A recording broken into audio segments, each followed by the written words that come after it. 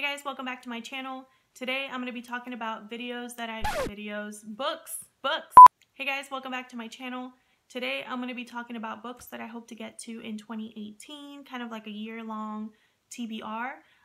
These are all books that I've been really excited to check out this year. I'll be talking about 8 books. I have some that I really want to get to as soon as possible, so I'm just going to jump right in so I can talk about those. The first one that I'm really excited about is No Country for Old Men by Cormac McCarthy, and I read The Road last year by him and made it to my best books of 2017 list. Check out that video if you haven't already, where I talk about my favorite books of 2017. I'll have a link down in the description box, and I'll try to link a card up there if I remember. But I really enjoyed The Road. I read it in 2 days and I gave it 5 stars. And I knew that I wanted to read more by McCarthy, and so I picked this one up because I watched the movie years and years ago and I remember liking it. I just don't remember the details, and I think it's more like a modern Western, which is completely different to The Road, and I wanted to try something different by McCarthy. So I'm really excited about this one and hope to read this one earlier on in the year. The next one I have here is Salvage the Bones by Jesmyn, and I mistakenly thought that this was her debut novel. I talked about this in my previous video, but one of my commenters told me that this is actually her second novel, so I was mistaken about that. But I'm super excited now because now I have yet another book to check out by her. This is one that I picked up because I enjoyed Sing and Buried Sing so much.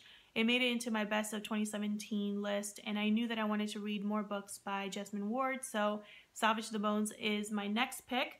I don't know a lot about this book. I just know it's about a 15-year-old girl who lives in Mississippi, and there's a hurricane coming, and so it kind of talks about her family preparing for this hurricane. And of course, it's Jesmyn, so I am anticipating being completely run over with emotions, and I welcome it. I fully welcome it because I love her writing style and her books. So this is another one that I hope to get to very soon. The next one I have here is The Romanov Sisters by Helen Rappaport, and this is about the lost lives of the daughters of Nicholas and Alexandra. This is a book that I've seen around Goodreads, and some people here on BookTube talk about it. I actually got this book for Christmas from my sister, and I was super excited when I saw it. This is a very chunky book, but I cannot wait to get into the story. I just love the whole idea about this family, well, as much as you can love, their tragic story. But I've heard so many great things about this book and how well researched it was and interesting and readable, so I cannot wait to get to this one probably sometime in the summer. It is kind of a chunky book, and I have a feeling that I'll want to take my time with it. So yeah, this one's another one that I'm highly excited about. And the last one that I have sitting on my shelves here is The Master Margarita by Mikhail Bulgakov, and I actually already started reading this back in October when I was bringing all these books back from San Francisco. I took this one with me on the plane, and I ended up reading like 40 pages. It was just so readable and so interesting that I cannot wait to kind of jump into it. This is a book that I've heard a lot about, that I've wanted to read for a really long time. One of those classics that everybody talks about, and then when this beautiful edition came out, I was like, okay, I really need to get this book. So I'm hoping to read this one probably later on in the year. It's not a book that I want to rush through. I want to really take my time with it, but I'm really excited about the writing style and the fact that it's so readable and full of humor and like fun dialogue, that it's really making me kind of look forward to reading it later on this year. The next ones I want to talk about, I'm going to be getting from the library, and I'll just be running through these kind of quickly because I don't have them with me and I didn't do a lot of research on them on purpose. I kind of like to go into books as blind as possible, and so that's kind of what I did in this instance.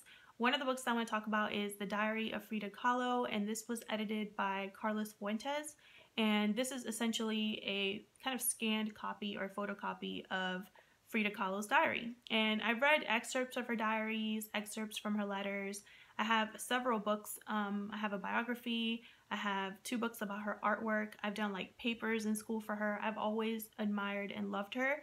And I've never really seen a book like this, where it's basically just her words kind of collected in one book.